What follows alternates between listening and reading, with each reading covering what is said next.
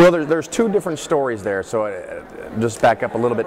I became non-religious, I guess, around 13. I was actually in confirmation at the Methodist Church, and I had questions, and I didn't feel like I was getting the answers that I needed, and I took confirmation very seriously, which may have been part of the problem.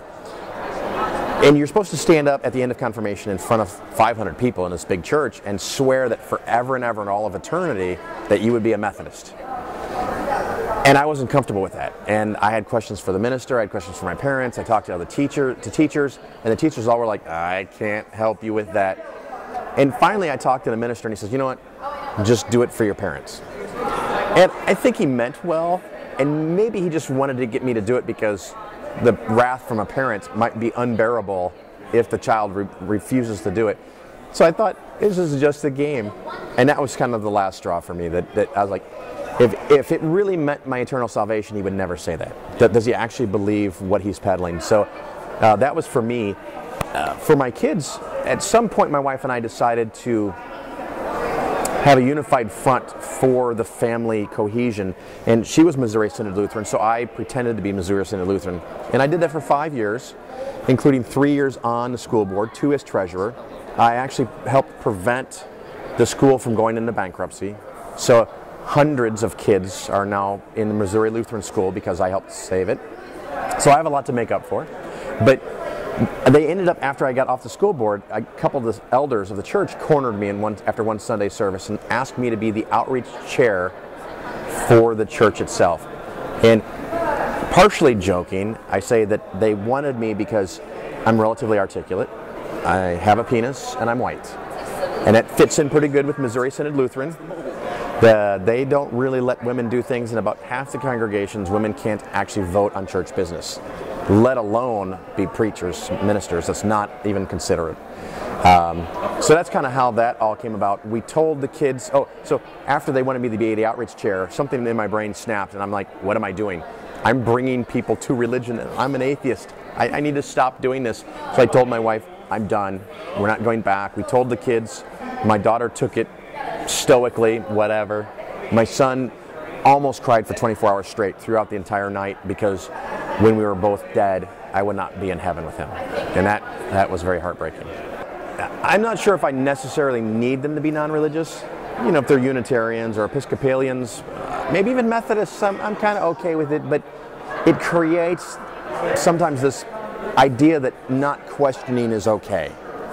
And that questioning is necessary. It must be there. My talk this morning, actually, and I'm sure you were trapped in here. I've seen it. Oh, okay. The talk is called, that's right, you were there. Everyone saw it there because you had nowhere else to go. Breaking the cycle of religion. And there's a laundry list of suggestions that you can provide the kids. Anything from young children, if they have a playroom, put a video monitor in there and play the Evolution box set. Play Planet Earth, play the universe, play Cosmos. It's a little dated now, but they'll get the idea, or the new Cosmos that's coming out. And anything that's science-y, Mythbusters, a fabulous show for children. Some of the Scooby-Doos, although some of them are a little sketchy, but the old Scooby-Doo is pretty good. Stargate SG-1, fantastic. They spent 10 years destroying gods. Books about science, books that make science fun. Daniel Loxton's Evolution and Dinosaur books, absolutely fantastic. Richard Dawkins' The Magic of Reality.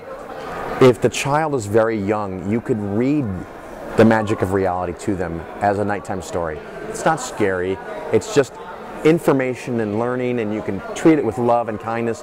And before they can even go to school, they know all these stories of different cultures and different mythologies. I also made a point with my children to teach them about Greek and Roman mythology. I was fascinated with that as a kid, and I wondered, what happened to all of those gods? Why is this one god different than all the other gods? So, you know, just things like that, critical inquiry. We would often, when we have a commercial on TV, talk about why did they have that commercial? What is that commercial supposed to be doing? They're making the product appeal to you so that you would spend your money on it.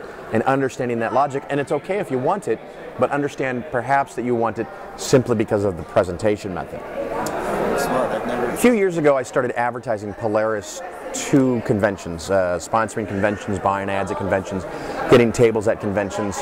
One of the things I want to try to do is establish a model where companies can make money marketing to this exploding population. The atheists, the skeptics, the non-believers, the nones, the unaffiliated are growing rapidly, and right now companies are afraid to market to them.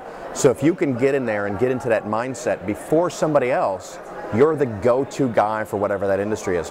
Whether it's promotional materials, whether it's investment advice. Surly Amy, a good friend of mine, everyone who's an atheist or skeptic knows about Surly Ramics. And she does a great business with a great product. And hopefully I have a great product too, but at this point it hasn't quite paid for itself, but often marketing is like that. It takes a while to establish it. I have got customers specifically because of tables. I had a gentleman come up to me today that said, this is the third time I've seen you at one of these conventions. You know what, maybe we should talk. And I've had people call me and say, are you seriously promoting yourself to atheists? I said, yes, I am. And he goes, well, then I want to hire you. So it'll pay for itself.